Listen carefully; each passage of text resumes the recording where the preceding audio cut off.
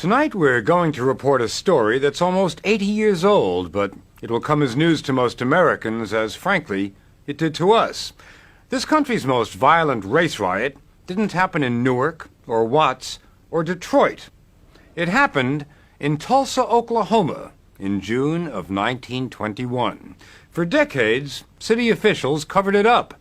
The history books barely mentioned it, and people, white people that is, hardly ever talked about Tulsa burning. But all that's changing now. The state commission has begun investigating the riot and is already raising tough questions about what today's citizens owe yesterday's victims. And it's revived memories for George Monroe of a night 78 years ago when his mother saw 4 white men walking up to their house carrying torches. Our mother told us to get up under the bed, and we got up under the bed. We could just see just their feet. They came in and set fire to the curtains, and one stepped on my fingers, and my sister put her hand over my mouth to be sure to stop me, because she could tell I was fixing to holler because it hurt. Monroe escaped with some sore fingers. His home and the rest of Tulsa's black neighborhood, called Greenwood, was burning. Before the riot, 10,000 blacks lived in Greenwood, did business there, prospered there. In fact, Greenwood was one of the nation's most vibrant black communities. But children quickly learned that they lived in a different world from whites. The tracks was a dividing line. Now, every Sunday, we would climb on top of the coal car and throw enough coal on the side of on our side, and I guess they did the same thing, but every Sunday we had a good coal fight. We would throw at them and they would throw at us. Like a kid's little riot? That's a good description of it, like a kid's riot. That's right. The kids, of course, learned from the adults. There was total segregation, wasn't there? Oh, that was the wonder of it all. After Oklahoma became a state, the first law passed by the Oklahoma legislature was Senate Bill 1 that completely segregated the state. Don Ross represents Greenwood today in the state legislature. He's one of the prime movers behind the campaign to uncover Tulsa's dirty little secret. How old were you when you heard about the riot of 1921? I was 15 and in high school. You hadn't heard about it until you were 15. Didn't believe it. What Ross heard then is that on the morning of May 30th, a young black man got into the elevator of a building downtown, and that the elevator operator, a 17-year-old white girl, screamed.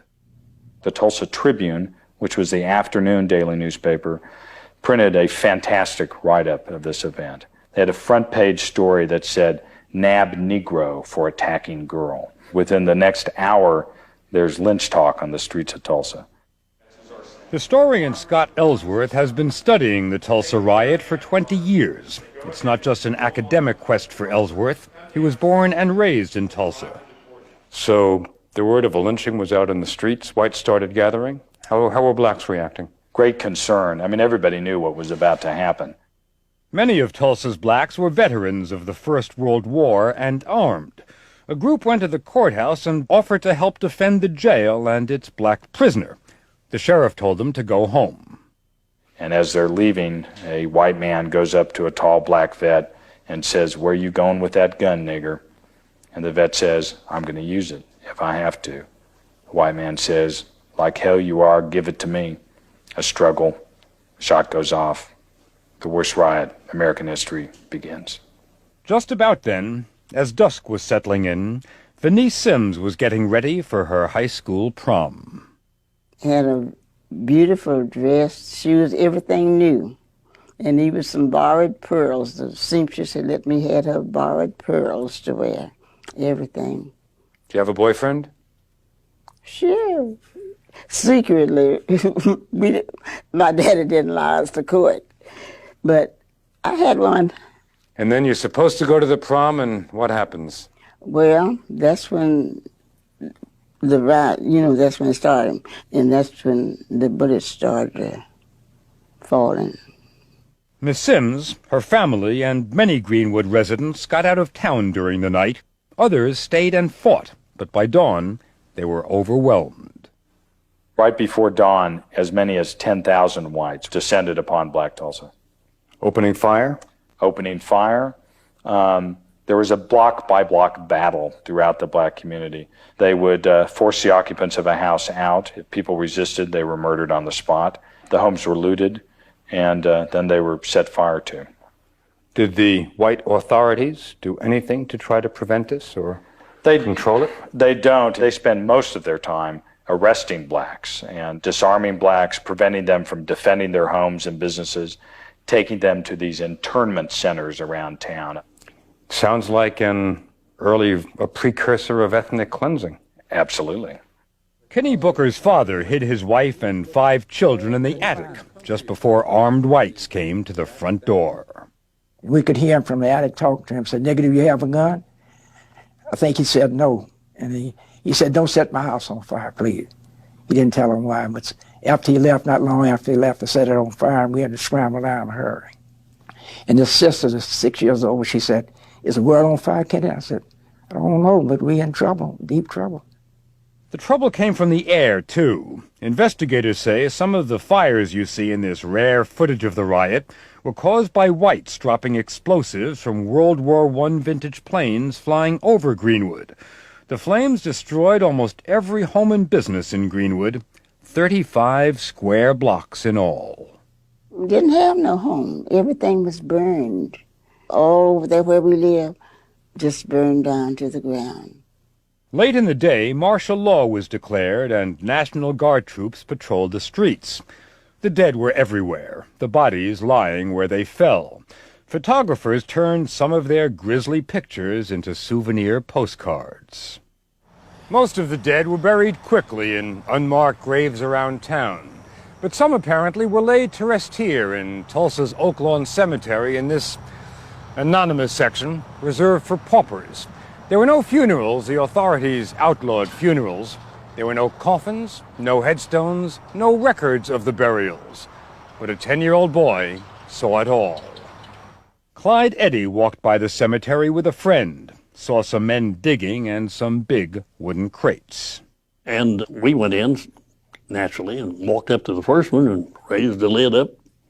There were 3 bodies of black men in it, just thrown in there. And we went over to another crate, a larger crate, and raised the lid on it. And there was 4 bodies in this one. And there was, let's see, there's either 4 or 5 more boxes scattered around. And about that time, one of the men saw us, and he run us out. The newspapers didn't think the mass graves deserved many headlines, and the White City Fathers, proud of their booming oil town, wanted to bury the story along with the bodies. The official version, typos and all, came in a National Guard report. It said there were 35 dead, 9 whites and 26 blacks. But that number just keeps on rising. We think now that something like 300 people were killed in this. How many people were left homeless by the riot? Oh my gosh, 10,000 people were left homeless by the riot. How many of those were white? None. The survivors lived in tents and shacks which they built themselves. My brother was 14 at the time, and he helped my father install wood. It was raining, as I can remember, it rain. Seemed like it was rain, and we had wooden floor in our tent. We were lucky to have that. But Tulsa's whites gave them something. Promises. Now, in fact, after the riot, the city's white establishment said it was going to rebuild Greenwood. What happened? They lied. Not a dime. They proceeded to pass a fire ordinance that said, in effect, that you cannot build on property that had been burned. They wanted to starve blacks out of the land. They made it known to all philanthropic groups, we don't want your money. We would take care of our own. And there would be no problem. They spoke. They lied. Courts and insurance companies paid some damage claims filed by whites. All black claims were rejected. A grand jury filed no charges against whites. 57 blacks were indicted for rioting, and in fact, they'd put up one hell of a fight. In my community, among those survivors, they won the riot. They won it. You know, only till they brought airplanes in and dropped bombs and firebombs and brought the National Guard in could they subdue my people. That's the view from the black community, that airplanes and National Guard saved them white folks. We were winning. For Ross, setting up a legislative commission to study the riot was a way of keeping that pride alive. Eddie Fay Gates is one of the members.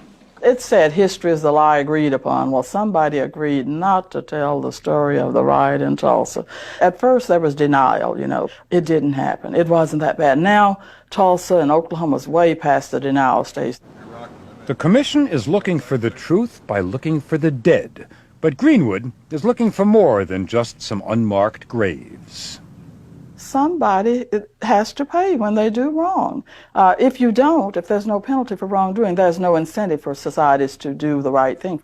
Who should get reparations, the 60 or 70 survivors or the descendants of all the people who were wronged at the time? My wish list, which I don't think we'll ever get, would be that there would be adequate monetary payments to survivors, the living survivors. For the descendants, maybe scholarships for the college-age children of these descendants. The sons don't pay for the sins of the fathers. They pay for only their own sins. State Representative Bill Graves opposed setting up the commission and thinks Tulsa should put the past where he says it belongs, in the past. The statute of limitations is run on the people here involved that were injured. What would you say to one of the survivors who would say to you, lost my home, lost everything my family had worked for? I'd have to tell them that I didn't think they have any right to money from the legislature. This is a tragic thing that happened to them. Tragic things happen to other people that seems unjust to us, yet we have to live with them. What do you think should come out of this? A memorial? I have no problem with a memorial. That these people should be, I think, remembered and honored for what they had to go through. Don Ross says he doesn't need a memorial. He's already got one. His anger. I feel strongly, if I'm ever satisfied with whatever we do, that I will let down some people who educated me in my life and who died angry. I am their living memorial. My anger is. But George Monroe, the kid with the sore fingers, has a longer view about reparations, about monuments, and about everything that's happened and not happened in Tulsa since that dark day in 1921. It's still here, even today in Tulsa, Oklahoma. Segregation is still here. It's still here. But it's loosening up a little bit now. So 75 years after the riot, segregation is loosening up a bit. A bit. That's a good description, just exactly what you said. A bit.